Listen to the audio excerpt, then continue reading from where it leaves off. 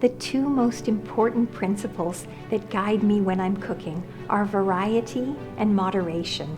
Let me explain why. Eating a variety of foods benefits us in many ways. Different foods have different nutrient profiles. The best example of this is the fact that the colors of different fruits and vegetables reflect what they offer us. Orange vegetables have beta-carotene that our bodies convert into vitamin A. Dark green leafy vegetables give us folate, fiber, and vitamins C and K. So eating like a rainbow, eating different colors of fruits and vegetables, is a great way of ensuring that we get a broad, complete spectrum of nutrients.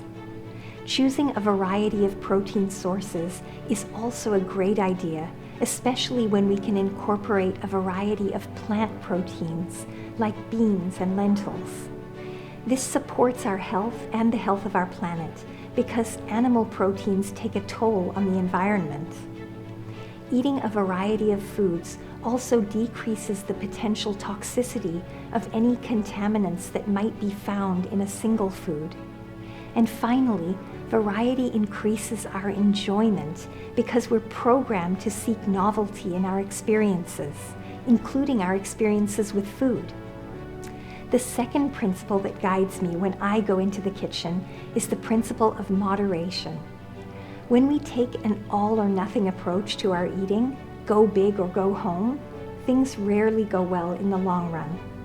We've seen the negative health impacts of a food industry that has supersized everything we eat. Eating the right amount of food is as important as choosing which foods to eat. This is where simple tricks like using smaller plates and glasses at home can add up to big benefits over time. In China, there's a saying, "The first bite is the banquet." It's backed by neuroscience that suggests our response to a new taste decreases from one bite to the next. What we actually crave is a variety of smaller amounts of different tastes and textures.